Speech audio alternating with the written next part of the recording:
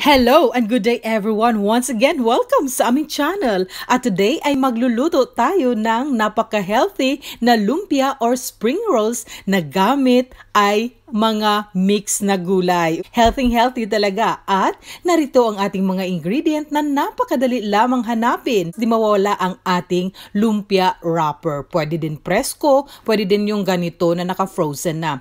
So una sa ating mga ingredients ay ang onion.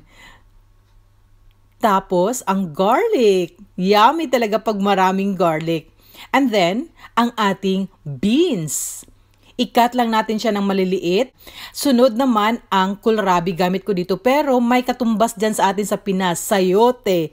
Gamitin ang sayote natin dyan sa Pinas. And then, ang carrots. Maraming carrots yung nilagay ko kasi napakasarap at crunchy siya. Ang ating soy sauce. Hindi na ako magamit ng asin, kundi soy sauce lang yung gamit ko. Of course, di mawala ang ating mantika. Partner yan talaga sila sa gisa, ang mantika at ang ating soy sauce. And then, kunting brown sugar na kung saan dagdag yan sa lasa mamaya. And then, ang ating paminta. Pangdagdag lasa din at ayan, ready na. Kaya let's start na sa ating spring rolls.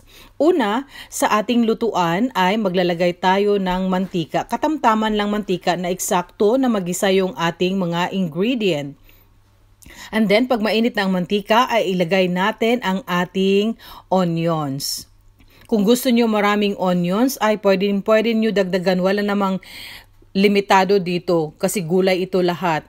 And then, after na medyo mag-brown yan siya, ay it's time na idagdag or i-add natin ang ating garlic. Ito 3 pirasong malalaking garlic. Pwede din ninyo dagdagan. Depende sa inyo.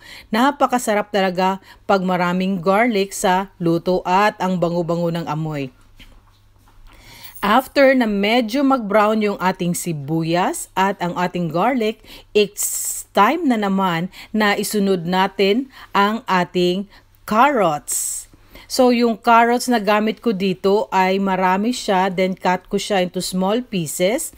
And then, hindi ko siya gusto i-overcook, kundi i-half cook ko lang ito. Kasama din ang ating ibang sangkap kagaya ng beans. So ayan.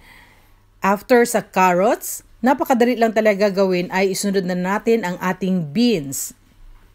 Partner yan talaga siya pag gumawa ako ng lumpia na with vegetables, yung carrots at saka beans. So ayan, na mix na ang ating carrots at saka beans. Ay it's time naman na isunod natin ang ating soy sauce. Hindi na ako maggamit ng asin, soy sauce lang, konti lang.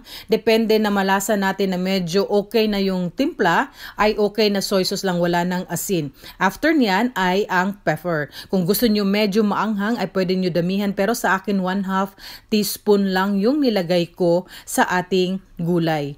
And then, 1/2 or 1 teaspoon ng brown sugar.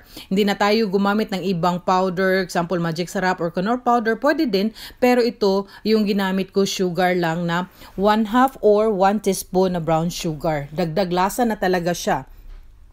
And then after na na-mix ng lahat, it's time na ilagay natin ang kohlrabi, or yung kohlrabi dito, parang lasa din siya ng ating sayote dyan sa Pilipinas. So, gamitin ninyo sayote dyan. So, ayan, mix na yung 3. Para sa inyong kaalaman, hindi ko siya gusto i-overcook, kundi half cook lang yung pagkaluto ng ating gulay para paglagay natin sa lumpia wrapper ay crunchy na crunchy siya, at pag maprito na din ang ating lumpia ay hindi siya overcook, kundi crunchy na crunchy talaga ang ating spring rolls na with gulay.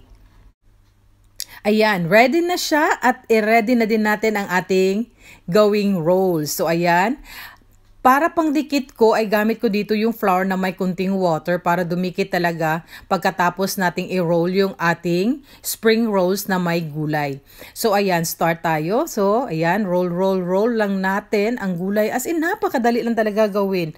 And then after sa dulo niyan, lagyan natin, ang gamit ko talaga yung flour with water. So ayan, makikita ninyo, kuha lang tayo ng kunting fork and then ilalagay natin sa dulo. Yun yung nakasanayan ko na gamitin yung flour with water para dikit na dikit talaga siya. O diba? Napakaganda tingnan.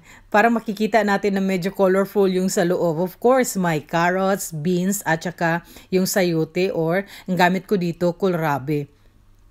Napakadali lang ito gawin, napaka-healthy, at no need na talaga na hindi ibig sabihin na paglumpia ay meron na talagang ground pork, ground beef, or ground chicken fillet, or isda, kahit ano. But this time, yun lang talaga. Carrots, beans, at saka kohlrabi or sayote dyan sa atin sa Pinas na katumbas ng lasa ay okay na talaga. Ayan.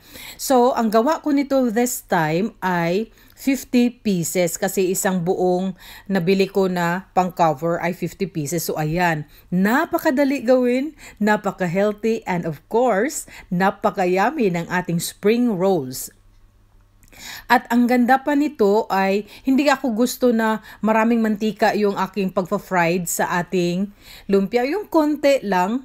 Ayan, so makikita ninyo, konti lang yung mantika, yung hindi yung nag-overflow yung ating, overflow talaga, hindi yung na-over yung ating mantika. Ito yung nakasanayan ko na pagluto ng lumpia at hindi naman palpak, kundi yummy talaga. So ayan, ready na ang ating lumpia. 50 pieces yan lahat. Napakasarap talaga. Sana ay nagustuhan ninyo ang aking recipe for today na lumpia or spring rolls with mixed vegetables. Thank you and God bless us all.